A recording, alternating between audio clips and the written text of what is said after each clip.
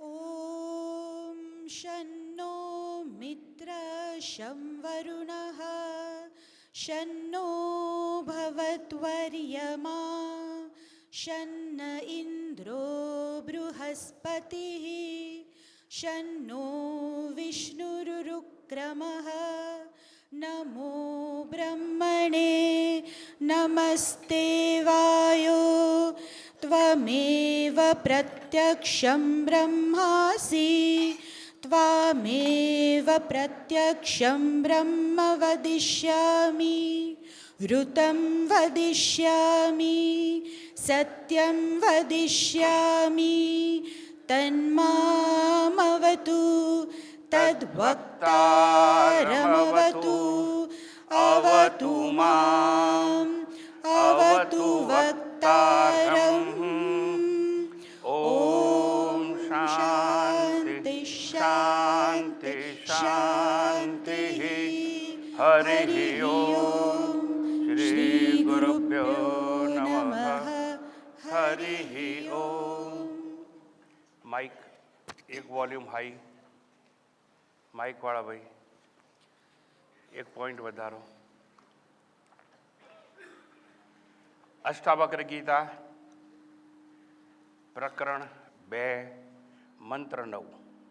अहो विकल्पितं विश्वम् अज्ञानान् मयि भासते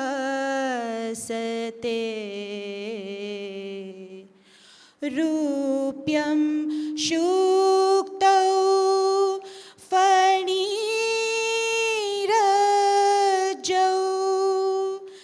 वारिसूर्यकरे यथा।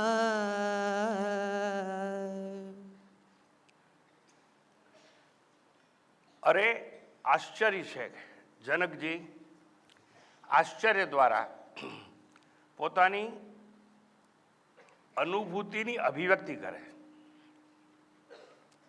અરે આશ્ચર્ય છે કે જેમ છીપલીમાં ચાંદી, દોરીમાં સર્પ, સૂર્ય કિરણે જળ દ્રશ્ય થાય છે, સૂર્ય કિરણોમાં જળ દ્રશ્ય થાય અને મિરાજ વોટર એટલે ઝાંઝવાના જળ જેવું દેખાય આપણને, અને દોરીના અજ્ઞાનથી સર્પ ભાસે છે, અને એવી રીતે છીપલીના અજ્ઞાનથી ચાંદી ભાસે છે, એમ અજ્ઞાનથી કલ્પિત જગત મુજમાં ભાસે છે। આ જગત છે એની ઉત્પત્તિનું કારણ અજ્ઞાન છે। આત્મા અધિષ્ઠાન છે, એના ઉપર આખું જગત સંસાર કે વિશ્વ આરોપ છે। પરંતુ જ્યાં સુધી અધિષ્ઠાન અદ્રશ્ય હોય ત્યાં સુધી જ સંસાર જગત કે વિશ્વ દ્રશ્ય હોય। અજ્ઞાનથી એ પણ કલ્પિત જગત, સાચું જગત નહીં। અને આપણે આગળ સમજી ગયા હતા કે જગત છે મિથ્યા છે, અનિત્ય છે, એનું અનિત્યત્વ। આવું જગત અજ્ઞાનથી કલ્પિત છે અને એ ક્યાં ભાસે છે? જનક કહે છે મારી ભીતર ભાસે છે। હવે દાખલો આપે છે, આપણે દરિયા કિનારે ફરવા જતા આવીએ, નદીની રેતમાં એક છીપલી પડી હોય, પણ સૂર્યના કિરણ એ છીપલી પર પડવાથી એક ચળકાટ ઊભો થાય અને આપણને ચાંદી જેવું દેખાય। 6-7 મિત્રો જતા હતા, એમાં એકને ચાંદી જેવું દેખાયું એટલે ભાઈ બેસો વાતો કરવા, અને કોઈ ખબર ના પડે એમ એ એવી જગ્યાએ બેઠો કે જ્યાં પેલું ચાંદી જેવું દેખાતું હતું, અને ધીરેથી વાત કરતાં કરતાં એ વસ્તુ લઈ અને ખિસ્સામાં મૂકી દીધી।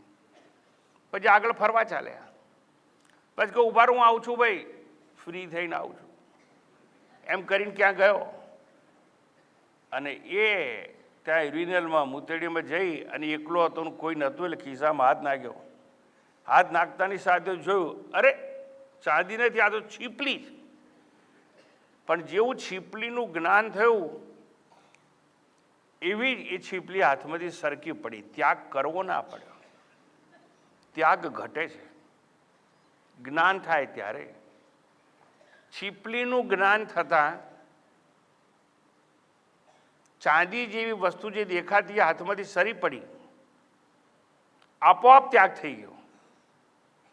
એમ જ્યારે આત્મતત્વનું જ્ઞાન થાય છે ને ત્યારે સંસાર રહેતો નથી, એવું જનક સમજાવવા માગે છે. પણ જનક છે ને એકની એક વસ્તુને સમજાવવા માટે વારંવાર દાખલા આપે છે. જેમ છીપલીમાં ચાંદી જન્મતી નથી, પેદા થતી નથી, પણ સૂર્યના કિરણ પડવાથી એક ભ્રાંતિ જન્મે છે અને એ ભ્રાંતિને આપણે સાચી વસ્તુ સમજી લઈએ છીએ. ચાંદી સમજી એટલે મોહ જાગ્યો, અને મોહ જાગ્યો એટલે લેવાનો પ્રયત્ન કર્યો, અને જ્યારે ખબર પડી કે આ ચાંદી નથી, આ છીપલી છે, એ વસ્તુ સરી પડે છે હાથમાંથી. એ જ રીતે કહે છે ઉનાળામાં ધરતી બહુ ગરમ હોય અને અમે આપણો હાઈવે ને સડકો બહુ ગરમ હોય, એટલે ગરમ હોય જમીન ત્યારે એમાંથી વરાળ નીકળતી હોય, અને એ વરાળ ગરમ વરાળ ઉપર સૂર્યના કિરણો જ્યારે પડે છે ત્યારે પ્રકાશનું વક્રીભવન થાય, અને પ્રકાશના કિરણો વરાળને લીધે વાંકા ચૂકા દેખાય. એને આપણે પાણી સમજી બેસીએ છીએ. મિરાજ વોટર, ઝાંઝવાના જળ, મૃગજળ જેને કહેવામાં આવે. જુઓ, પાણી દેખાય ખરું, ખરેખર જન્મેલું નથી. ગરમ ધરતી જણાતી નથી, એની ઉપર ગરમ હવા દેખાતી નથી, એનું અજ્ઞાન છે. એટલે સૂર્યના કિરણો વાંકા ચૂકા હોવાથી આપણને મૃગજળ ત્યાં દેખાતું હોય છે. આવી રીતે જનકજી કહે છે કે છીપલીમાં ચાંદી અને દોરીમાં સર્પ દેખાય. સર્પ એ ભ્રાંતિ છે, સાચો તો છે નહીં, પણ છતાં દેખાય છે. એ ભ્રાંતિ સર્પની, છીપલીમાં ચાંદીની ભ્રાંતિ, અને સૂર્ય કિરણોમાં જળ દ્રશ્ય થાય, જળની ભ્રાંતિ થાય. ત્યાં જળ હોતું નથી પણ દેખાય છે ખરું. એવી રીતે મુજ સચ્ચિદાનંદ આત્મા જે આખા જગતનું અધિષ્ઠાન છે એનું અજ્ઞાન છે, અને એનું અજ્ઞાન હોવાથી જ કલ્પિત જગત એટલે નામ અને આકાર મુજમાં ભાસે છે. આવું કંઈ જનકજી એવું કહે છે, આ બધું ભ્રાંતિમય છે, ખરેખર જન્મેલું નથી. એટલે જનકજી એવું કહેવા માગે છે, આશ્ચર્ય અનુભવે છે, હું આ જગતનું કારણ નથી, પણ મારા અજ્ઞાનથી જગત ભાસે છે, જગત જન્મતું નથી. અને જે અજ્ઞાનથી ભાસે ને એ જ્ઞાન થાય એટલે બાદ થઈ જાય. અજ્ઞાનાત વિકલ્પિતમ વિશ્વમય ભાસતે. આત્મા તો અવિકારી છે, આત્મા તો અપરિવર્તનશીલ છે. It is changeless entity. આત્મામાં કોઈ ફેરફાર થતા નથી, કોઈ વિકાર થતા નથી. જ્યારે દૂધમાંથી આપણે દહીં બનાવીએ ને ત્યારે મેં વિકાર થાય, અને વિકાર થાય પછી દૂધમાંથી દહીં બને. તો શું આખું જગત જ્યારે જન્મ્યું તો આત્મામાં કોઈ વિકાર થતા હશે? ના, આત્મા અવિકારી છે. એટલું જ નહીં, અપરિવર્તનશીલ છે, કોઈ ફેરફાર થાય નહીં. હજારો વર્ષો પહેલાં જે આત્મા હતો એ જ આત્મા આજે છે, અને હજારો લાખો વર્ષ પછી આત્મા તો એવો ને એવો રહેવાનો છે. એમાં કોઈ ફેરફાર થાય નહીં. છતાં કહે છે ખરેખરનું કારણ નથી. પણ કારણ નથી તો જગત જન્મ્યું કેવી રીતે? જગત ભાસે છે કઈ રીતે? તો અહીં સમજાવવામાં આવે છે કે જગત ભાસે છે, જગત અનુભવાય છે, જગત જણાય છે. અને જો જણાતું હોય તો હું એક બીજી જાતનું કારણ છું, જેને કહેવાય છે વિવર્ત કારણ. વિવર્ત કારણ એટલે જે વસ્તુ પોતાનામાં કોઈ પણ જાતનો ફેરફાર કરે નહીં અને અમુક વસ્તુને જન્માવે કે અમુક વસ્તુને દેખાડે, એને વિવર્ત કારણ કહેવામાં આવે છે. જ્યારે છીપલીમાં ચાંદી દેખાઈ અને આપણે ચાંદી સમજીને વસ્તુ ઉપાડી ત્યારે ચાંદીનો જન્મ થતો નથી. છીપલી ચાંદીનું દર્શન કરાવે છે ત્યારે છીપલીમાં કોઈ વિકાર નહીં, છીપલીમાં કોઈ પરિવર્તન નહીં, અને છતાં ચાંદી દેખાય, ચાંદી જન્મે. અને એવી રીતે દોરીના બદલે જ્યારે સાપ દેખાય છે ત્યારે દોરીમાં કોઈ પરિવર્તન થતું નથી. અંધારામાં એક દોરી પડી હોય, એક માણસ ગયો ને સાપ દેખાયો, બીજો ગયો ને સાપ દેખાયો, તો એક જ દોરીમાંથી જો એ રસ્તે 100 જણા ગયા અને 100 વાર સાપનો જન્મ થયો તો દોરી તો નાની થવી જોઈએ ને, પાતળી થવી જોઈએ ને, ઘટવી જોઈએ ને, પણ એવું થતું નથી. દોરીમાં કોઈ પણ પ્રકારે કોઈ પણ જાતનું પરિવર્તન, ફેરફાર થતો નથી, છતાં સર્પ દેખાય છે. એવી રીતે પૃથ્વી પર કોઈ ફેરફાર થતો નથી અને સૂર્ય કિરણોના લીધે મૃગજળ આપણને દેખાય છે. એમ જનક કહે છે, એમ હું આત્મા, મુજમાં નથી કોઈ વિકાર, મુજમાં નથી કોઈ પરિવર્તન, અને છતાં જગત ભાસે છે. હું આત્મા સ્વરૂપે જનક કહે છે, અવિકારી છું, એટલું જ નહીં અપરિવર્તનશીલ છું, છતાં મુજ અજ્ઞાનના લીધે, મારું અજ્ઞાન છે અને એટલે બધું ભાસે છે. એમ હું સચ્ચિદાનંદ આત્મા અંદર તો છે જ, એની ઓળખાણ ન હોવાથી, એનો પરિચય ન હોવાથી આપણને શરીર માની લીધું. અહમભાવ એટલે હું શરીર છું, અને પછી આવ્યું મમ ભાવ એટલે શરીર મારું છે. જો આત્માને જગત કારણ માની લેવામાં આવે તો કેવું ભૂલ થાય સમજી લેવાનું. આત્માને જો જગતનું કારણ માની લઈએ એ વિવર્ત કારણ છે, કારણ નહીં. કારણ માની લઈએ તો આત્મા વિકારી થઈ જાય, આત્મા પરિવર્તનશીલ થઈ જાય. અને જો આત્મા પરિવર્તનશીલ થઈ જાય, વિકારી થઈ જાય, તો આપણો દેહ જેમ વિકારી છે એમ પરિવર્તન થતા રહે આત્મામાં, અને એક સમય આત્મા વિનાશી બની જાય. પણ એવું થઈ શકે નહીં. જનક કહે છે, હું સચ્ચિદાનંદ આત્મા, મારામાં નાશ નથી, મારામાં વિકાર નહીં, મારામાં પરિવર્તન નહીં, એટલે આઈ એમ ચેન્જલેસ એન્ટિટી. પણ આમ છતાં મુજમાં જો પરિવર્તન ભાસે છે તો દાખલો આપ્યો કે છીપલી પર સૂર્ય કિરણો પડવાથી ચાંદી ભાસે છે, સૂર્ય કિરણો તપેલી ધરતી પર સૂર્યના કિરણો પડવાથી વક્રી ભવન થવાથી મૃગજળ ભાસે છે, અને દોરીના અજ્ઞાન, પણ આ બધાના અજ્ઞાનથી જ બધું ભાસે છે. એવી રીતે મુજ આત્માના અજ્ઞાનમાં ભ્રાંતિથી જગતના નામ અને આકાર સાચા છે એવું ભાસે છે. દોરીમાં જ્યારે સર્પ દેખાય છે ત્યારે એમાં પરિવર્તન નથી, એમાં વિકાર નથી. એવી રીતે મુજ આત્મામાં વિશ્વ ભાસે ત્યારે આત્મામાં પરિવર્તન કે વિકાર હોતો નથી. હું અપરિવર્તનશીલ છું, અને અપરિવર્તનશીલ છું માટે જ હું અવિકારી છું. જો ખરેખર દોરીના બદલે સાપ જન્મતો જ હોય અને સાપ સાચો જ હોય તો જ્યારે ફાનસ લઈને, બેટરી લઈને, પેટ્રોમેક્સ લઈને આવીએ તો સાપ રહેવો જોઈએ. સાપ રહેતો નથી,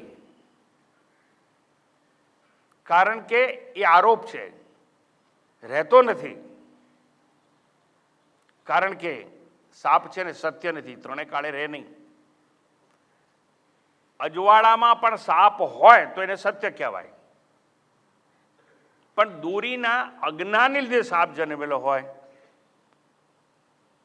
અજ્ઞાન એટલે અંધારું, અને જ્યારે દોરીનું જ્ઞાન થાય ત્યારે સાપ બચે નહીં. એવી રીતે આત્માથી વિશ્વ જો જન્મતું હોય તો સુષુપ્તિમાં રહેવું જોઈએ. આજે નામ અને આકારનું જગત આપણે આપણી આજુબાજુ જોઈએ છે, એ જગત સુષુપ્તિ વખતે કેમ દેખાતું નથી? ડીપ સ્લીપમાં દેખાતું નથી, હોતું નથી. આ બધા પદાર્થો આપણી આજુબાજુ હોય ને આપણે જે રૂમમાં, જે ખાટલામાં સૂતા હોઈએ ત્યાં બધું જ હોવા છતાં કંઈ દેખાતું નથી. સુષુપ્તિમાં હું ડૉક્ટર છું, એન્જિનિયર છું, મારા બાળકો છે, હું પિતા છું, મારી કોઈ પત્ની છે, આમાંનું કંઈ જ્ઞાન હોતું નથી. અને સુષુપ્તિમાં આ વિશ્વ, સંસાર કે જગત દેખાતો નથી. એવી રીતે જ્યારે પ્રલય થશે ને ત્યારે પણ સંસાર રહે નહીં. સુષુપ્તિમાં ના રહે, પ્રલય કાળે ના રહે. એમ સચ્ચિદાનંદ આત્માનું જ્ઞાન જ્યારે થાય ત્યારે જ્ઞાન કાળે પણ જગત રહેતું નથી. તો જગતનો અનુભવ ક્યારે થાય? એક જ કાળે, અને એ કાળ કયો છે? અજ્ઞાન કાળ.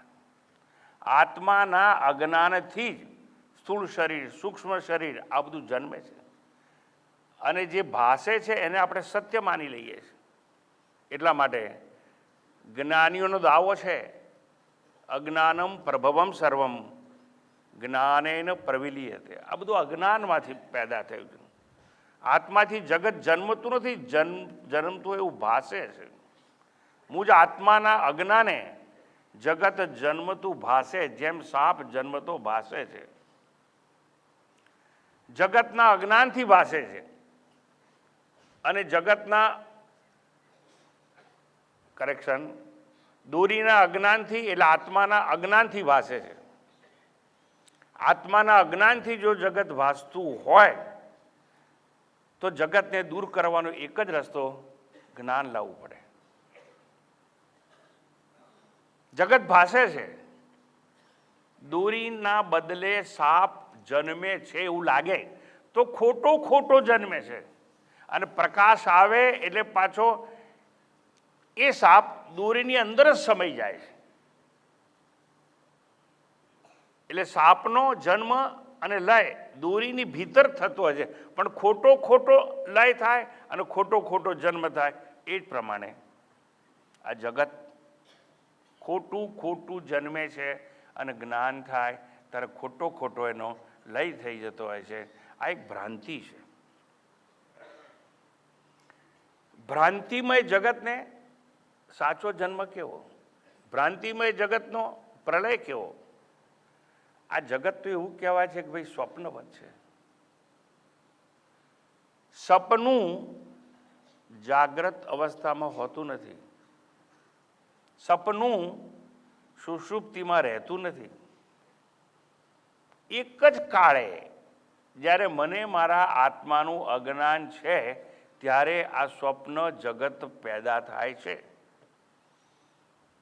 સ્વપ્નમાં દેખાતા સ્વપ્નના પાત્રો સાચા હોતા નથી, છતાં સ્વપ્ન સમયે સપનાની મિલકત સાચી લાગે, સ્વપ્નના પાત્રો સાચા લાગે. સપનામાં જે કંઈ દેખાય છે બધું સત્ય આપણે માનીએ છીએ. જો સપનામાં દેખાતી કોઈ વસ્તુ સત્ય ના હોય, એમ આ જગત માટે કહેવાય કે સ્વપ્નવત છે, તો જગત પણ સાચું હોઈ શકે નહીં. દોરીથી જે સાપ દેખાય તો ને એ સાપનું ઝેર કોઈને લાગે નહીં, કારણ કે સાપ સાચો નથી. સાપનું ઝેર કોઈને લાગે નહીં. એમ જો જગત અસત્ય હોય, ભાસતું જ હોય, તો એ જગત કોઈને બાંધી શકે નહીં. જે અસત્ય છે એનું બંધન કેવું? અજ્ઞાનથી ભાસતું વિશ્વ કે જગત બંધન પેદા કરે નહીં, કારણ કે બધું જડ છે. એટલે આત્મા ચેતન છે, એટલે ચેતન છે, અજન્મા છે, નિત્ય મુક્ત છે. એ તો મુક્ત જ છે આત્મા. તો આત્માને બંધન ના હોય, અને જગતના પદાર્થો, જગતની વ્યક્તિઓ બધું જડ છે, તો જડ વસ્તુ પણ બંધન પેદા કરી શકે નહીં. તો કોણ કહે છે કે મારે મુક્તિ જોઈએ છે? કોણ કહે છે કે મારે મોક્ષ જોઈએ છે? મન કહે છે, કારણ કે મનમાં એક ભ્રાંતિ પેદા થઈ ગઈ છે કે હું શરીર છું. હું શરીર છું તો મારો જન્મ છે તો સમયમાં છે, અને જો જન્મ હોય તો મારે મોત અવશ્ય છે. એટલે આ બંધન, જન્મ અને મૃત્યુનું બંધન. અને મૃત્યુ છે તો મૃત્યુનો ભય સતાવે. પણ યાદ રાખવાનું, આવું જ્યારે લાગે મનમાં, ત્યારે મનની એક ભ્રાંતિ છે એ બંધન પેદા કરે છે. એટલા માટે સદગુરુ શાસ્ત્રો બધા આવીને તમને કહે છે તમે શરીર નથી, તમારો જન્મ નથી, તમારામાં વિકાર નહીં, તમારે મોત નહીં, ને મોત નહીં તો ભય કેવો, અને ભય નથી તો બંધન છે એનું છે. આપણે પોતે ઊભું કર્યું છે બંધન. અને એક દિવસે તમને ઉપદેશ આપીને સમજાવવામાં આવે છે કે તમે આત્મા છો, તમે અજન્મા છો, તમે જન્મી શકો નહીં, મોત તમને અડી શકે નહીં, અને તમે નિત્ય મુક્ત છો, તમારે કોઈ બંધન હોઈ શકે નહીં. અને આપણે માનવા લાગીએ છીએ આવો ઉપદેશથી, આવા સત્સંગ કરીને હું અજર અમર આત્મા છું. અને જ્યારે ગુરુ કહે, ગુરુમાં સખત શ્રદ્ધા હોય એટલે આપણે માની લઈએ કે નહીં આ કહે છે બરાબર, હું તો બંધનમાં છું જ નહીં, અને આજથી તો હું મુક્ત છું, કારણ કે હું આત્મા છું. બંધન એક ભ્રાંતિ છે, મોક્ષ કે મુક્તિ એ મહાભ્રાંતિ છે. બંધન અને મોક્ષ મનનું પ્રક્ષેપણ છે. It is projection of mind. યાદ રહે, જગત ત્યાં સુધી જ જણાશે જ્યાં સુધી આત્માનું અજ્ઞાન હશે. આત્માનું જ્ઞાન થતાની સાથે જ, જેમ દોરીનું જ્ઞાન થતાની સાથે સર્પ રહેતો નથી, એમ આત્માનું જ્ઞાન થતાની સાથે સંસાર રહેતો નથી. રહેતો નથી એટલે શું, નાશ પામે છે એવું નહીં, પણ આ સંસાર સાચો નથી એવું સમજાય છે. આ સંસાર મિથ્યા છે એવું સમજાય છે. સંસારનું અનિત્યત્વ જણાય છે. આ સંસારનું સ્વપ્નવત્વ જણાય છે. માટે જનકની ઘોષણા છે, હું જ જગતનું અધિષ્ઠાન છું. જનક કહે છે હું આત્મા છું, અને આત્માના અજ્ઞાનથી જગતરૂપી ભ્રાંતિ જીવે છે એ કલ્પના માત્ર છે. જગત મુજમાં ભાસે છે, બીજે નહીં. જગત મુજમાં ભાસે છે. હવે સાપ દોરીની અંદર ભાસે છે, અને પ્રકાશ આવતાની સાથે સાપ દોરીમાં જ લય થઈ જાય છે એવું સમજાવવામાં આવે છે. કારણ કે ખરેખર તો એવું થતું નથી. સાપ જ્યારે દેખાય છે ત્યારે ખરેખર દોરી જ સાપ રૂપે દેખાય છે. એટલે દોરી છે એ સર્પ બની જતી હોય છે, સાપ રૂપે દેખાય છે. બે તો છે જ નહીં, અને આરોપ અને અધિષ્ઠાન એક સાથે જીવી શકે નહીં. સર્પ દોરીના અજ્ઞાને ભાસે છે, આત્મ અજ્ઞાન એ વિશ્વ ભાસે છે. અજ્ઞાન એ જગતનું કારણ છે એવું કહેવામાં આવે છે. જ્ઞાન અને અજ્ઞાન એક સાથે હોઈ શકે નહીં, કારણ કે એકબીજાના વિરોધી છે. અહીં એટલું જ સમજાવવામાં આવે છે કે જો અજ્ઞાનથી આ બધું દેખાતું હોય તો રસ્તો શું છે? જ્ઞાન લાવવાનો. અને માટે આત્મજ્ઞાન માટે આપણે પ્રયત્ન કરતા છીએ. જ્ઞાનમાં અજ્ઞાનનો અંત સુનિશ્ચિત છે. આમ જગત કારણ, અજ્ઞાનનો જન્મ નથી. અજ્ઞાનનો જન્મ હોય નહીં, અને અજ્ઞાનનો જન્મ ના હોય તો અજ્ઞાનથી જન્મેલું જગત કેવી રીતે હોય? હું સમજાવું તમને, બધા ધ્યાનથી સાંભળે. Ignorance is beginningless, but it is subject to end. અજ્ઞાનનો જન્મ હોતો નથી, એનો અંત હોય. જ્ઞાન થાય એટલે અજ્ઞાનનો અંત આવી જાય. હવે સાંભળો, ગગ ભૂગાય, ગગ ભૂગાય, ગગ ભૂગાય એટલે શું કહો? તમને કોને ખબર છે? ગગ ભૂગાય ચોથી વાર બોલું, એનો અર્થ કહો તો. તમને ખબર છે? ખબર છે હા કે ના? એનો મતલબ આ ગગાય ભૂગાયનું અજ્ઞાન તમને છે, બરોબર? હવે હું એ પૂછું છું, આ ગગ ભૂગાય શબ્દ તમે સાંભળ્યો, એનું અજ્ઞાન શરૂ ક્યારથી થયું? હું બોલ્યો ત્યારે, કે ગઈકાલે, કે 1 મહિના પહેલા, કે 1 વર્ષ પહેલા? હું બોલ્યો ત્યારે તો એનો મતલબ કે પહેલા તમને જ્ઞાન હતું એનું? એવું નહીં. મેં કીધું ગગ ભૂગાય એ શબ્દનું જ્ઞાન 1 વર્ષ પહેલાંય નહોતું, તમારો જન્મ થયો ત્યારે નહોતું, એના પહેલાં જન્મમાં નહોતું. એ અજ્ઞાન, ગગબ ઉગાયનું અજ્ઞાન. હવે આ અજ્ઞાનની શરૂઆત નથી. બીજું તમને કહું, આ તમારો જે જન્મ થયો, જે મા બાપને ત્યાં તમે જન્મ લીધો તમારા કરેલા કર્મના ફળ પ્રમાણે, તો તમારા કયા કર્મના ફળે આવો જન્મ થયો તમને ખબર છે? ના. એટલે એનું અજ્ઞાન છે. પણ શું પહેલાંય ખબર હતી? ના. એના જન્મ પહેલાં ખબર હતી? ના. એટલે એનું અજ્ઞાન હતું. આપણને ટૂંકાણમાં ગગબ ઉગાય એટલે હિમાલયમાં 15,000 ફૂટની ઊંચાઈ પર એક નાનું વૃક્ષ થાય અને બોરના ઠળિયા જેવા એના ફળ હોય, એનું નામ છે ગગબ ઉગાય. હવે સમજ પડી? અલા સમજ પડી કે નહીં?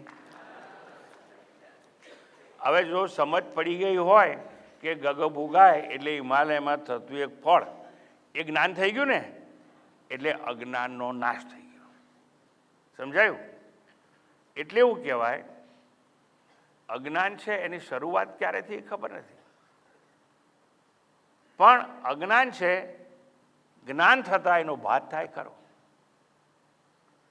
એટલે જગત છે એનું કારણ અજ્ઞાન છે, પણ એ અજ્ઞાન એવું છે કે જેની શરૂઆત ના હોય એનો અંત અવશ્ય હોય. વિશ્વ કે જગતના પાત્રો સાથે, જે જગત ખોટું છે એના પાત્રો સાથે લડવાનું નહીં. આપણે જગતના પાત્રો સાથે યુદ્ધે ચડ્યા છે, સ્પર્ધા કરીએ. આ જગતનો નાશ કરવો હોય તો એક જ રસ્તો, જો જગત અજ્ઞાનથી જ પેદા થયું હોય, યાદ રાખજો, જગત અજ્ઞાનથી જ પેદા થયું હોય તો એ જગતનો, એ સંસારનો બાદ કરવાનો એક જ રસ્તો છે જ્ઞાન. કારણ કે જ્ઞાન અને અજ્ઞાન એક સાથે જીવી શકે નહીં, બંને એકબીજાના પૂર્ણ વિરોધી છે. માટે પણ અજ્ઞાનથી જન્મેલું જગત છે ને આપણે સાચું માની બેઠા છીએ. એટલે જગતના પદાર્થોમાં, જગતની વ્યક્તિઓમાં રાગ અને દ્વેષ આપણે ઊભો કર્યો. જેમાં રાગ હોય એની પાછળ દોડીએ, દ્વેષ હોય એનાથી દૂર ભાગીએ. આમ જીવનમાં દોડા દોડ ચાલુ જ હોય છે. જ્ઞાન રૂપી અવસ્થા મોક્ષ તરફ લઈ જવું કહેવાય છે, પણ ખરેખર મોક્ષ તો છે જ નહીં. મોક્ષ મનની ભ્રાંતિ છે. ઉપનિષદો તો એવું કહે છે, ન નિરોધો ન ચોત્પત્તિ ન બધ્ધો ન ચ સાધક નમો મુક્ષુર નવૈ મુક્ત ઇત્યેષા પરમાર્થતઃ. પારમાર્થિક દ્રષ્ટિએ, from the stand point of supreme reality, આત્માના દ્રષ્ટિકોણથી, બ્રહ્મના દ્રષ્ટિકોણથી વિચાર કરીએ તો બ્રહ્મમાં મોક્ષ પણ નથી, મુક્તિ પણ નથી, ઉત્પત્તિ પણ નથી અને વિનાશ પણ નથી. ઉત્પત્તિ જેવું ભાસે છે નહીં. સાપ જેવું ભાસે છે, સાપ છે નહીં. ચાંદી જેવું ભાસે છે, પણ ચાંદી ઉત્પન્ન થતી નથી. એ મૃગજળ દેખાય ખરું, અનુભવાય ખરું, મૃગજળ સાચું હોતું નથી. જગતનો લય અને જગતની ઉત્પત્તિ જનક કહે છે મારી ભીતર થાય. જ્ઞાન ક્યાં છે? અંદર. તો જ્યાં જ્ઞાન હોય ત્યાં જ અજ્ઞાન હોય, પણ બંને એકબીજાની અવેજીમાં દેખાય. જ્ઞાન હોય, સાંભળજો, તો અજ્ઞાન ના હોય, અજ્ઞાન હોય તો જ્ઞાન ના હોય. બંને એકબીજાના પૂર્ણ વિરોધી છે. માટે મેં કહ્યું બંધન અને મોક્ષ મનની ભ્રાંતિ છે. જગત આ ખૂબ ભ્રાંતિ છે. એક માણસ હતો જેમાં આપણને ભ્રાંતિ થઈ જાય ને કે હું શરીર છું, શરીર મારું છે નહીં. અને આપણે શરીર તો છીએ જ નહીં, અંદર રહેલો ચેતન આત્મા આપણે છીએ. પણ આવી ભ્રાંતિ થઈ ગઈ અને એ ભ્રાંતિથી બંધન પેદા થયું, મનની ભ્રાંતિથી. એટલા માટે શાસ્ત્રો શું કહ્યું? મન એવં મનુષ્યાણામ કારણમ બંધ મોક્ષયો.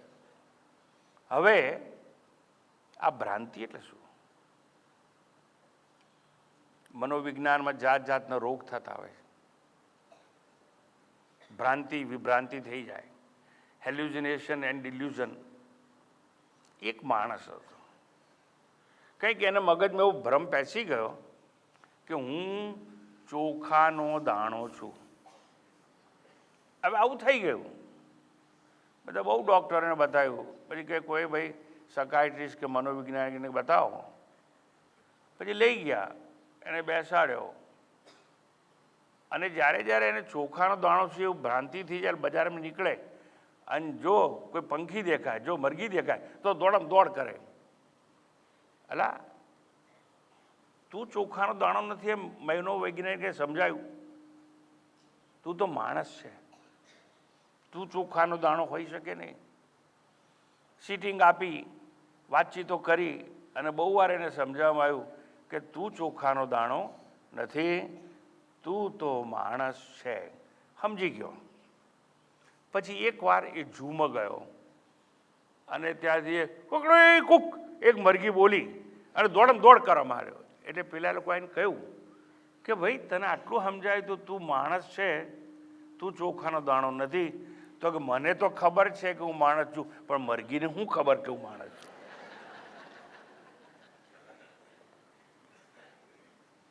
આ ભ્રાંતિ એવી વસ્તુ છે. હું બંધનમાં છું, બંધનમાં છું, બંધનમાં છું.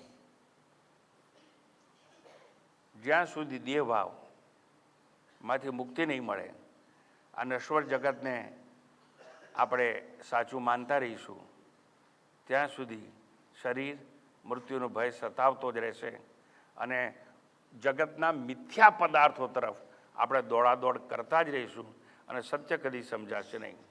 જનક અહીં કહે છે, આશ્ચર્ય છે, મહાઆશ્ચર્ય છે. જનકજી કહે છે, અહો શબ્દથી સંકેત કરે છે. જનક તો કહે છે આ વિશ્વનું કેન્દ્ર હું છું, હું વિશ્વનું અધિષ્ઠાન છું, માનવ જીવનનું સત્વ અને તત્વ છું, હું જ જીવનનો સૂક્ષ્મ સાર છું, હું જ પ્રાણી માત્રની દોડનું ગંતવ્ય સ્થાન છું, હું જીવન યાત્રાનો નિષ્કર્ષ છું, હું જ તમામ પ્રવૃત્તિની નિષ્પત્તિ છું. પ્રલય કાળે કોમળ કળી જેમ હું પેદા થયો છું અને જગતનું સર્વશ્રેષ્ઠ કોઈ પુષ્પ ખીલેલું હોય તે હું છું. મને આશ્ચર્ય છે. આ જનક છે ને, આશ્ચર્ય દ્વારા આ પોતાની અભિવ્યક્તિ છે એ સમજાવવાનો એક નમ્ર પ્રયાસ કરે છે. અને આવી રીતે અહીંયા એક વસ્તુ સમજી લેવાની કે જગતનો જન્મ છે એ વાસ્તવમાં નથી. જગતનો જન્મ છે એ માત્ર અને માત્ર અજ્ઞાનથી. પૂર્વે જે વાત કરેલી એ જ વાત અહીંયા સમજાવવામાં આવે છે. અને હવે એ જ વસ્તુને પુનઃ પુનઃ દ્રષ્ટાંતો આપી અને વારંવાર સમજાવવામાં આવે છે. મંત્ર 10. મત્તો વિનિર્ગતમ વિશ્વમ મય્યેવ લયમેષ્યતિ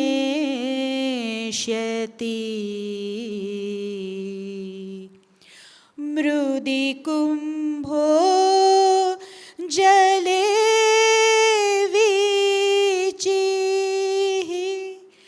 કનકે કટકમ યથા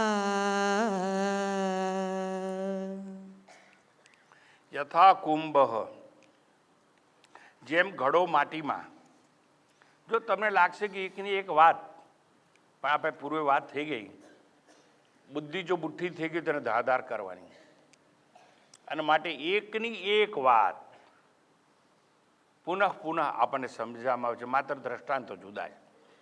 જેમ ઘડો માટીમાં, તરંગ એટલે પરપોટા અને લહેરો જળમાં, કડું એટલે સોનાની બંગડી કે કડું સોનામાં સુવર્ણમાં, લયમ એષ્યતિ લય પામે છે એમ મત્ત વિનિર્ગતમ, કેવી રીતે મુજથી ઉદ્ભવેલું જગત મુજમાં જ લય પામે છે. જનક કહે છે હું આત્મા સચ્ચિદાનંદ છું, જગતનું અધિષ્ઠાન છું, અને આ જગત જે મારામાંથી ભ્રાંતિ રૂપે ઉત્પન્ન થયું છે ને એ મારામાં જ લય પામે છે અને દાખલા આપે છે. જેમ ઘડો માટીમાં, ઘડો એટલે શું? ઘડો એ તો નામ છે ને, એને એક આકાર છે.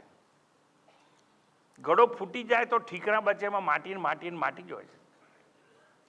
અને સાગરમાં લહેરો જન્મેથી હોય છે, બધી તરંગો સાગરમાં પાણીમાંથી જ પેદા થાય છે, નીચે પડીને પાણીમાં વિલીન થઈ જાય છે. અને માટીનું, સોનાનું દાખલા એકના એક છે.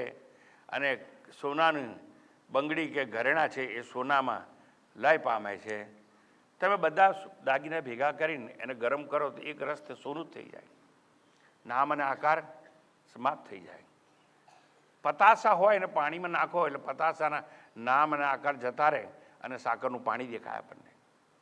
એવી રીતે અહીં કહે છે કે જેવી રીતે તરંગ જળમાં, કડું સોનામાં અને માટી ઘડામાં લય પામે છે, એવી રીતે આ જગત મારાથી ઉત્પન્ન થયું છે. મારાથી એટલે મારા અજ્ઞાનથી ઉત્પન્ન થયું છે, એ મુજમાં જ લય પામે છે. પૂર્વે વિચારણા થઈ ગઈ. સર્જન ઉત્પત્તિનું કારણ અજ્ઞાન છે. અજ્ઞાન જ જો કારણ હોય તો એ અજ્ઞાન છે ક્યાં? અજ્ઞાન ક્યાં હોય? જ્યાં જ્ઞાન હોય ત્યાં હોય. કારણ કે બંને એકબીજાની અવેજીમાં દેખાય છે. પૂર્વે વાત થઈ ગઈ. સર્પના અભાવે દૂરી દેખાય અને દૂરીના અભાવે સર્પ દેખાય. એમ કાં તો આત્મદર્શન થાય અને કાં તો સંસાર કે જગત આપણને દેખાતું હોય. જ્યાં અજ્ઞાન છે ત્યાં જ જ્ઞાન આવે, અને જ્ઞાન આવે એટલે અજ્ઞાન છે બચે નહીં. જેમ આત્મજ્ઞાન મુજ ભીતર છે, સત્યમ જ્ઞાનમ અનંતમ બ્રહ્મ. હું આત્મા કે બ્રહ્મ છું તો હું જ્ઞાન સ્વરૂપ છું. તો અજ્ઞાન પણ મુજ ભીતર જ છે. નામ અને આકારનો આરોપ થયો અને એ આકારને નામ હું મારું માનવા લાગ્યો એટલે આત્માનું અજ્ઞાન શરૂ થઈ ગયું. જેમ સર્પનો જન્મ દોરીની ભીતર છે અને પ્રકાશ આવે તો પછી જે ખોટો ખોટો સાપ દેખાય તો એ ખોટો ખોટો દોરીમાં જ લય પામી જાય છે. બસ એવી રીતે અજ્ઞાન મારી ભીતર અને મારી ભીતર અજ્ઞાન છે અને જ્ઞાન પણ મારી ભીતર છે. દોરીને સર્પ થવા માટે દેશ અને કાળમાં કોઈ યાત્રા કરવી પડતી નથી. એમ કે છે આત્માને જગત જન્મવા માટે કોઈ કાર્ય કરવું પડતું નથી. માત્ર એનું અજ્ઞાન થવાથી સર્પનો જેમ દૂરીમાંથી જન્મ થાય છે એમ આત્માના અજ્ઞાન લીધે આખું વિશ્વ આપણને ભાસે છે. વિશ્વમય લયમ એષતિ. અધિષ્ઠાન આત્મામાં આરોપરૂપી વિશ્વનો લય થાય છે. કાર્ય અને કારણના દ્રષ્ટિકોણથી જોઈએ તો કાર્ય જે ઘડો છે એના કારણ માટીમાં જ લય થાય છે. અને ત્રણ દ્રષ્ટાંત અહીંયા અત્રે આપવામાં આવ્યા છે. કાર્ય જગત અને મુજ કારણ એટલે ઈશ્વર, એમાં જગત છે એ લય પામતું હોય છે.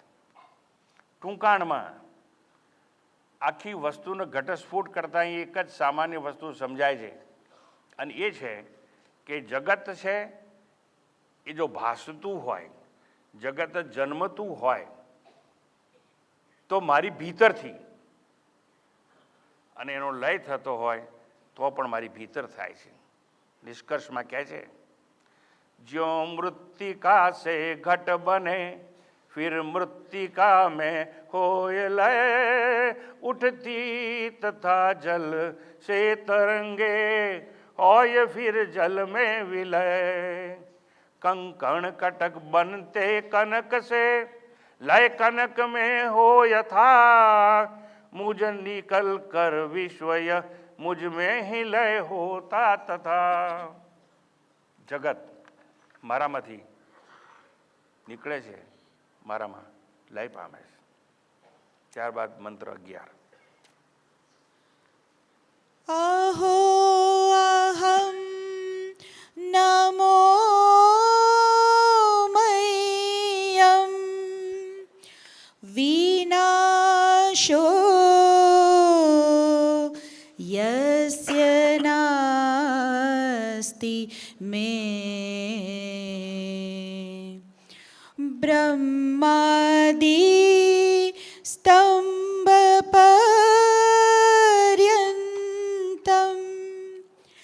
જગન્નાશે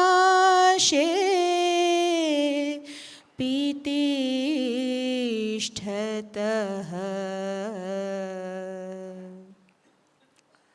અહો અહમ, અરે ધન્ય છે અહમ, હું આશ્ચર્ય છું.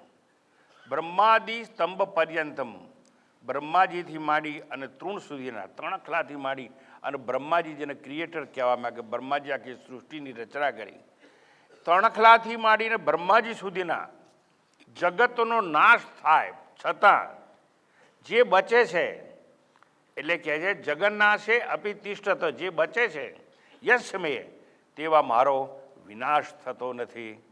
મય્યમ નમઃ, હું અવિનાશી છું. આખા જગતનો નાશ થાય પણ મારો નાશ થાય એવા મને હું નમન કરું છું. નમન તો બીજાને થાય, નમસ્કાર બીજાને થાય, પોતાથી દૂર હોય તેને થાય, પોતાથી જુદો હોય તેને થાય. પણ અહીંયા જનક એક ઉત્ક્રાંતિ જેવી વાત કરે છે. હું મને નમન કરું છું, મારા મને નમસ્કાર. આ મારા મને નમસ્કારની વાત અદ્ભુત છે, ક્યાંય જોવા મળતી નથી. એટલે જાણે વિચારોના ઉદ્યાનમાં, શાસ્ત્રોના અરણ્યોમાં કદી ન ખુલ્યું હોય, ખીલ્યું હોય એવું પુષ્પ, જાણે શબ્દ પુષ્પ ખુલ્યું છે એવું અહીં સમજાય છે. વૈચારિક ક્રાંતિનું પવિત્ર વાક્ય છે કે હું મને નમન કરું છું. મય્યમ નમઃ, મારા મને નમસ્કાર હો. અહો અહમ નમો મય્યમ.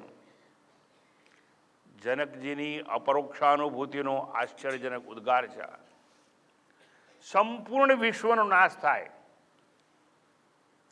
છતાં હું અવિનાશી છું. અને હું મને નમન કેમ કરું છું, મારા પગ કેમ પકડું છું? કારણ કે હું એક જ એવો અવિનાશી રહું છું. મારા સિવાય જે કંઈ ઉત્પન્ન થયેલું છે એ તો નામ અને આકારવાળું છે. મારા સિવાય જે સંસાર દેખાય છે એ તો ભાસે છે નહીં. અને એવા નામ અને આકારનું જગત સંપૂર્ણપણે નાશ પામે તોય હું નાશ પામતો નથી. જનકને જ્ઞાન થયું છે, સ્વયં પોતે જ જગતનું અધિષ્ઠાન છે. દોરી પર દેખાયેલો સાપ, દોરીનું દર્શન થતાની સાથે સાપ અદ્રશ્ય થઈ ગયો. સાપ અદ્રશ્ય થયો પણ દોરી તો ત્યાંની ત્યાં જ છે. અધિષ્ઠાન છે, એમાં કોઈ ફેરફાર થાય નહીં. જે આરોપ છે, નામ અને આકાર છે, એનો જ વિનાશ થતો છે. જગતમાં જે કંઈ નામ આકારો છે, અરે સ્વયં જગત અને કરતા બ્રહ્માજી, આ બ્રહ્માજી છે જગત કરતા અને ઈશ્વર છે. એ બ્રહ્માજી કે ઈશ્વર નો પણ નાશ થઈ જાય પણ મારો નાશ થાય નહીં. ઈશ્વર એટલે જેની માયા નામની ઉપાધિ છે, માયા શક્તિ દ્વારા આ જગતનું સર્જન, પહેલાં વાત થઈ ગઈ આપણે, જગતનું સર્જન ઈશ્વર કરે છે. પણ ઈશ્વર એકલો કરી શકે નહીં, એટલે માયા નામની ઉપાધિ લાવવામાં આવી. માયા નામની શક્તિ પોતે પેદા કરી અને માયા દ્વારા જગતનું નિર્માણ કર્યું. પણ કાર્યકારણના સિદ્ધાંતમાં એ બરોબર વાત ચાલે છે. પણ શું ઈશ્વર સત્ય છે? લોકો પ્રશ્નો કરે, આ જગત ક્યાંથી આવ્યું, કેવી રીતે ઉત્પન્ન થયું? તો જગતને અને ઉત્પત્તિના સિદ્ધાંતને સાચો ઠેરવવા માટે, જે નથી સાચો એને માટે આત્મા તો એક જ છે, સત ચિત્ત અને આનંદ સ્વરૂપ. પણ માયાની ઉપાધિ શક્તિ લાવી અને એ પરબ્રહ્મ છે કે આત્મા છે એ જ ઈશ્વર છે બની જાય છે. અને માયા દ્વારા એ પોતે આખું સર્જન કરતો હોય છે. માયાની ઉપાધિ ઈશ્વરથી માંડી 3 ક્લાસ સુધીનું જે કંઈ છે બધું જન્મ આવે છે.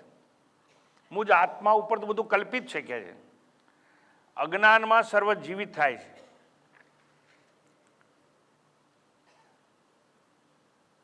આપણે જેને જીવાત્મા કહીએ છીએ એની ઉપાધિ અવિદ્યા છે. અવિદ્યોપાધિ જીવ અને માયોપાધિ ઈશ્વર. આત્મા અવિદ્યા દ્વારા જીવ બને છે અને એ જ આત્મા માયાની ઉપાધિ દ્વારા ઈશ્વર બને છે, કારણ કે જગતનું સર્જન કરવું છે માટે. જીવની અવિદ્યાની ઉપાધિ અને માયા ઈશ્વરની માયાની ઉપાધિ બેને દૂર કરવામાં આવે તો સચ્ચિદાનંદ આત્મા તો એકનો એક જ છે, એમાં કોઈ ફરક પડતો નથી. એટલે ઈશ્વર પણ ચાલ્યો જાય અવિદ્યા કાઢવાથી અને અવિદ્યાવાળો જીવ પણ ચાલ્યો જાય, બધાનો વિનાશ થઈ જાય.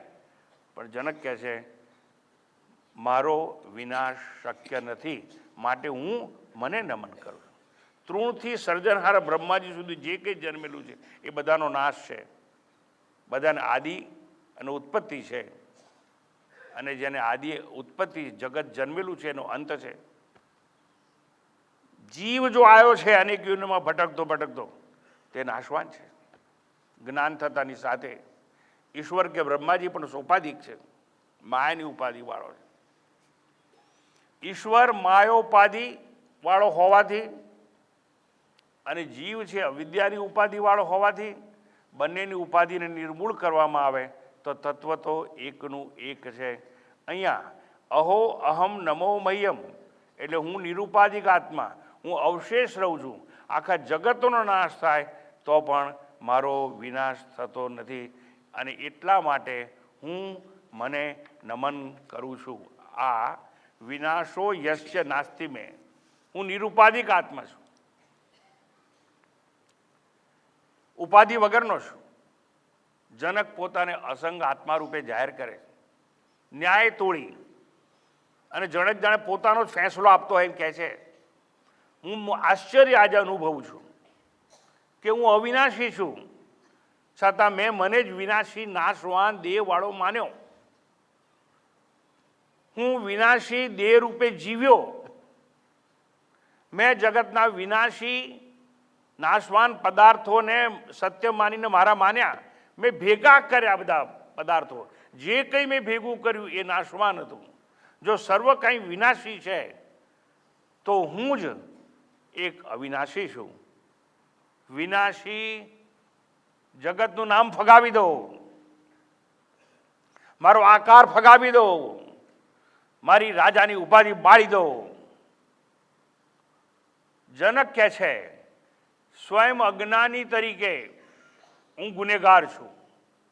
હું સચ્ચિદાનંદ આત્મા છું, અજર છું, અમર છું, છતાં પણ મેં મને રાજા માન્યો, જનક માન્યો, મેં મને શરીર માન્યું.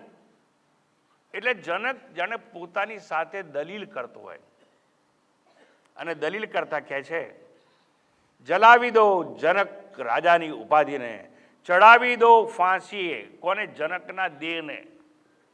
જો આ જીવતા મરવાની કળા શીખવાડે છે.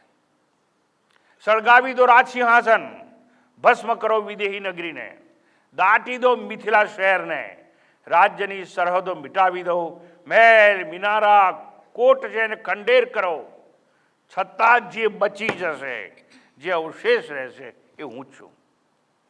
માટે હું મને નમન કરું છું. આખા જગતનો વ્યષ્ટિ અને સમષ્ટિનો નાશ થાય તોય મારો નાશ કદાપી થઈ શકે તેમ નથી.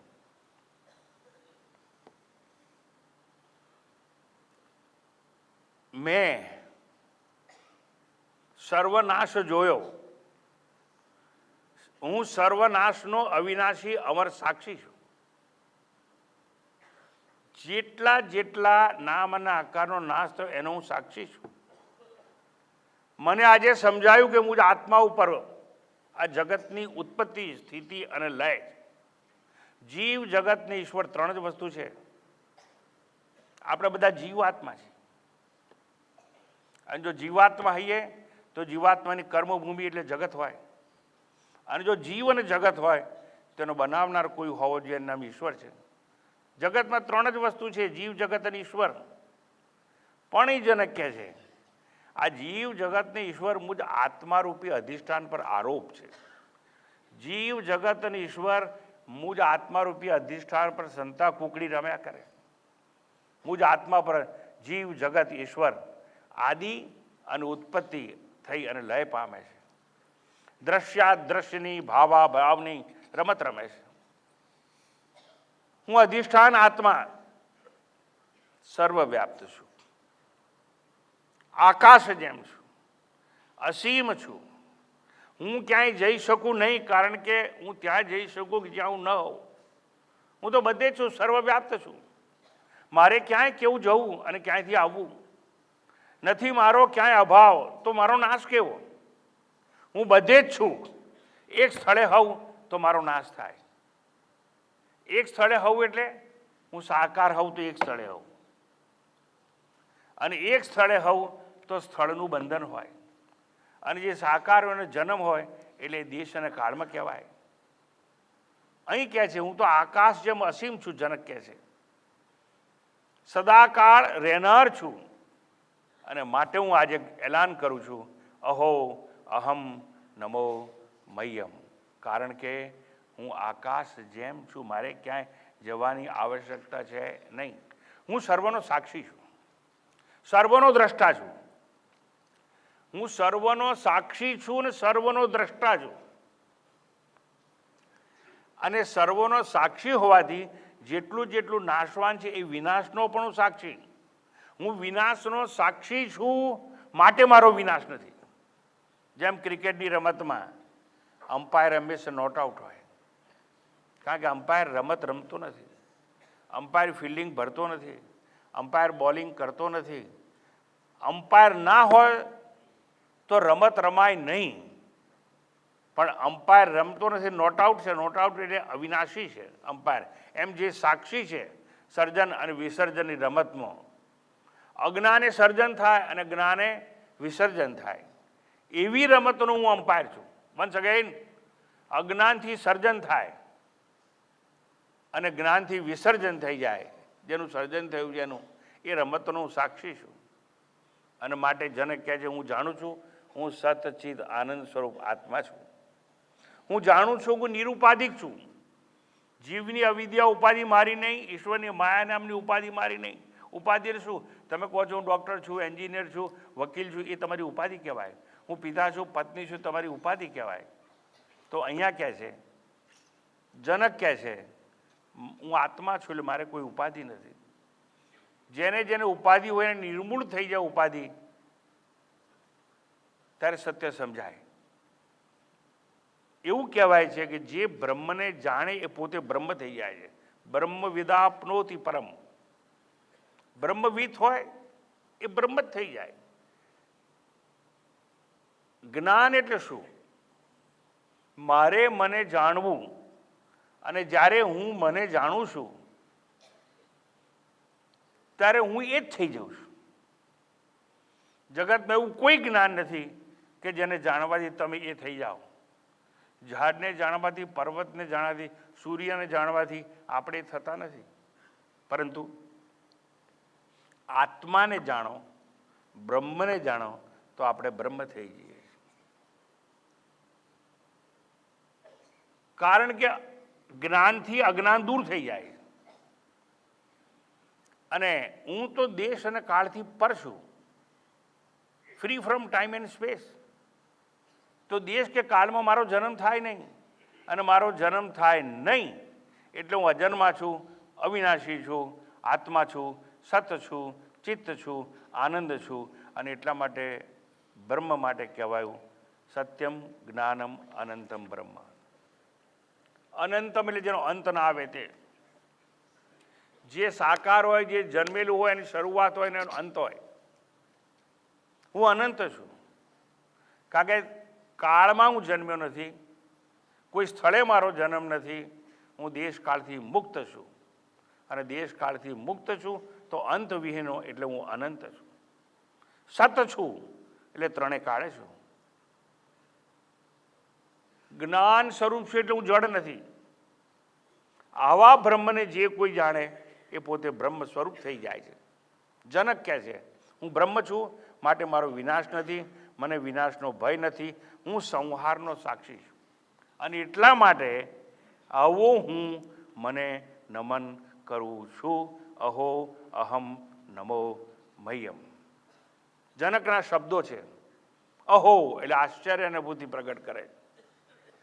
અહો ધન્ય છું કે મને હું નમન કરું છું.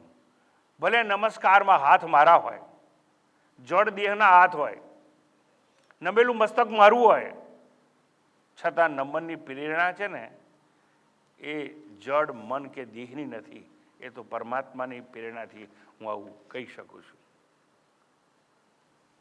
હું મને નમન કરું છું. જનકના સુર આત્માનો જ પર્યાય જણાય છે. સર્વ આકારો પૂર્ણ વિશ્વનો બાદ થાય છે એનો હું સાક્ષી છું. હું એવો છું જે બધાને જણાવું છું, પણ હું અદ્રશ્ય રહું છું.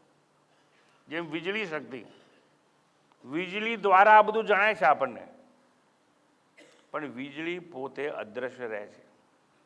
એમ હું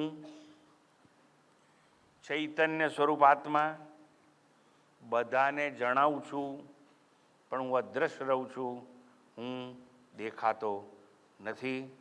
સર્વનો જન્મ મુજમાં છે, મુજ અજન્મા નિરાકારમાં સર્વનો લય પણ છે. એમ સર્વનો લય મારામાં થાય, પણ હું અલય આત્મા છું. અને અલય છું માટે હું મને નમસ્કાર કરું છું. અહો અહમ નમો મહ્યમ.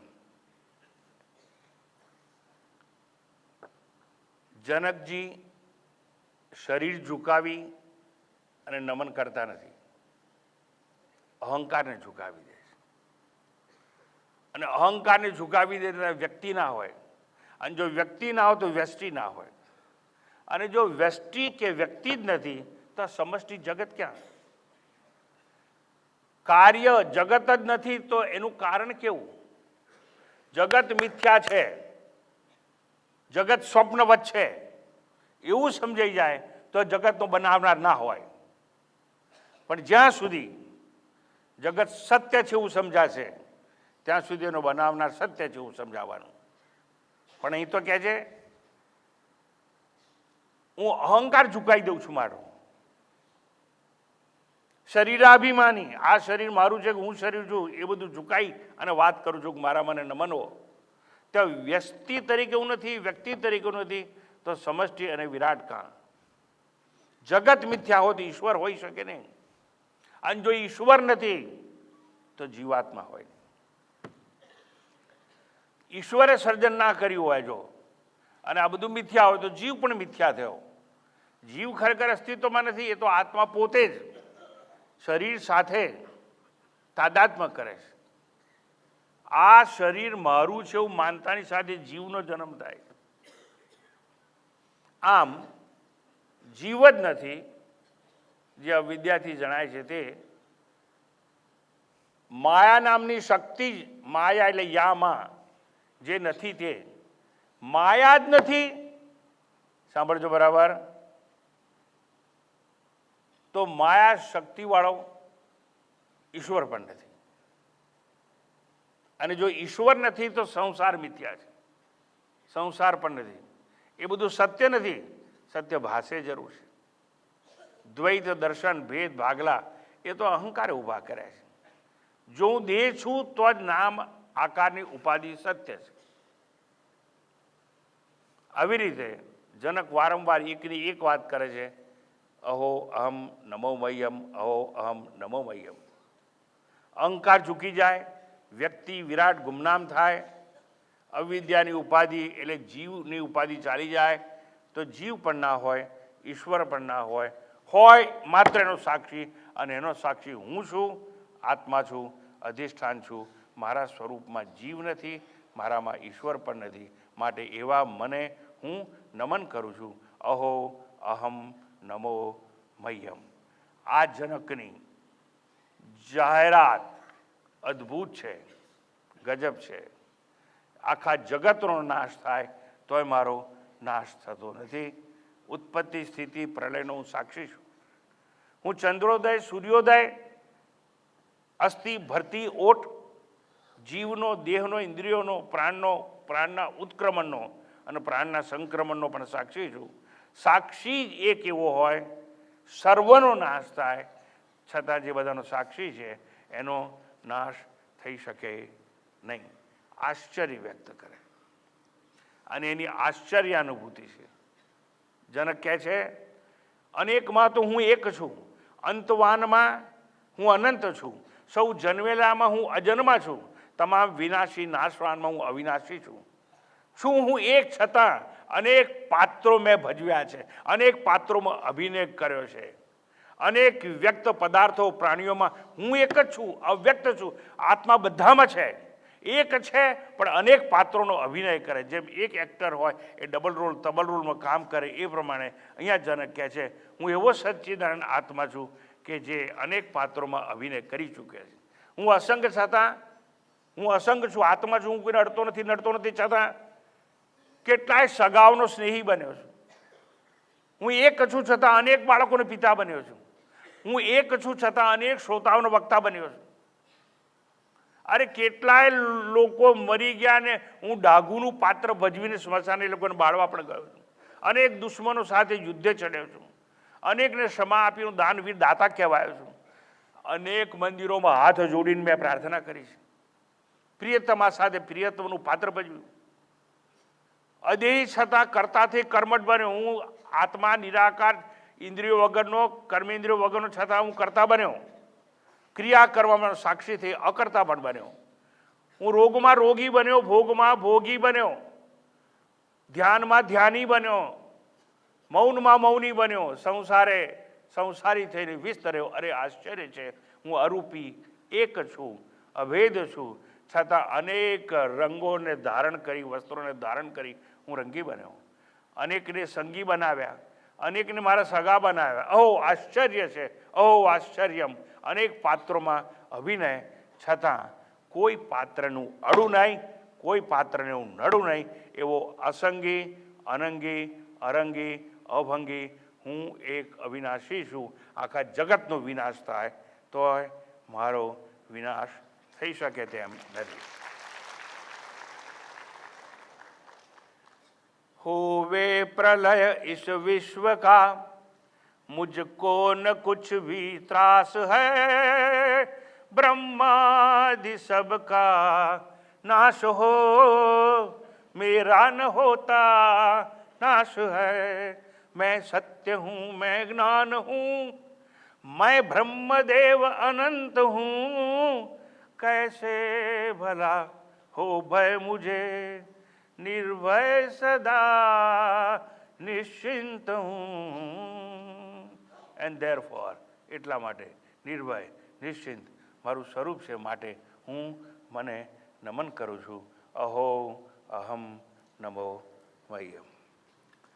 ઓમ પૂર્ણમદ પૂર્ણમિદં પૂર્ણાત પૂર્ણમુદચ્યતે પૂર્ણસ્ય પૂર્ણમાદાય પૂર્ણમેવાવશિષ્યતે. ઓમ શાંતિ શાંતિ શાંતિ. હરિ ઓમ. શ્રી ગુરુભ્યો નમઃ. હરિ ઓમ.